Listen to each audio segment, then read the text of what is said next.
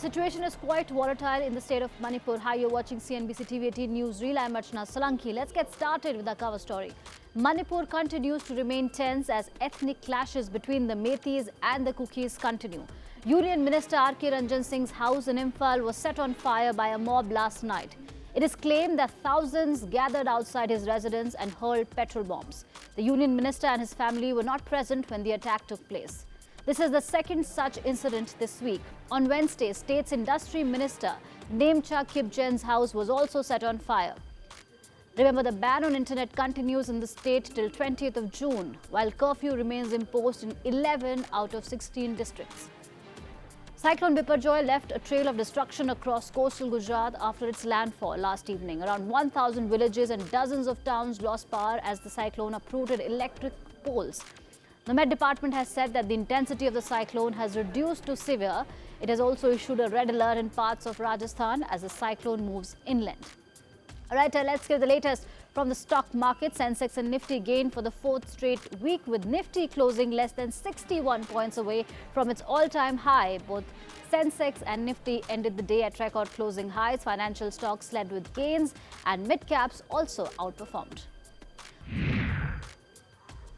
According to the International Energy Agency, India and China bought 80% of Russia's oil in May. The report says India has increased purchases from almost nothing to close to 2 million barrels per day, while China has raised imports by 500,000 barrels per day to 2.2 million barrels per day.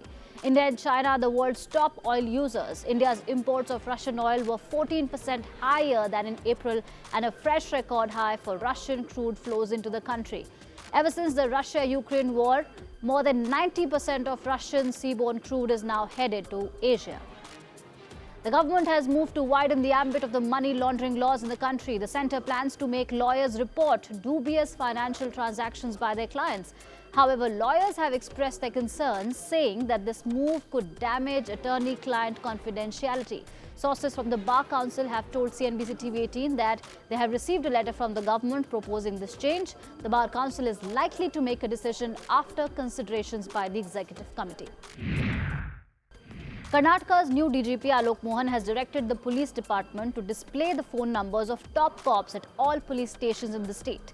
The move is to make sure that the complaints don't go unattended when people visit police stations. According to the top cop, this is being done to promote friendly policing in the state and add accountability. Security forces foiled a major terror bid in Jammu and Kashmir after 5 terrorists were killed near the line of control in Kupwara district. The encounter started early Friday morning after security forces launched an operation based on a specific input in Jumagand area in the North Kashmir district. On to the big international headlines. Japan has redefined rape laws and raised the age of consent from 13 to 16 years. In a landmark bill, Japan has made a range of sexual offences, including rape, photovoyeurism and online child grooming, more easily punishable. The age of consent is the minimum age at which sexual activity is legally permitted and below which it is considered rape. Japan had one of the lowest ages of consent globally. In Britain, the age of consent is 16 years old. In France, it's 15 years old. Germany and China have set the age of consent at 14 years old. This is only the first time that Japan has changed its age of consent since its enactment in 1907. Amid simmering US-China tensions, Microsoft co-founder Bill Gates met Chinese President Xi Jinping in his first visit to China since 2019. Xi Jinping told Bill Gates that he was, quote-unquote, the first American friend he had met in Beijing this year.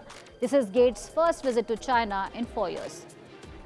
At least 2 explosions rocked Kyiv and air raid sirens blared as African leaders began a peace mission hoping to mediate between Ukraine and Russia.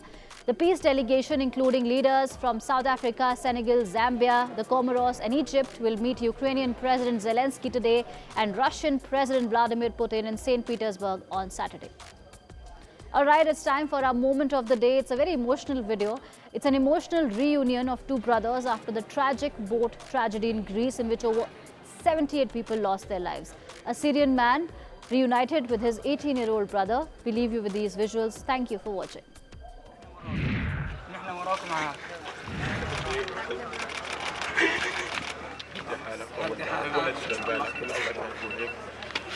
هناك ماشي خدنا نحن موقع نعرف وسح لك رام ولا شيء تقدر ان انت حافظ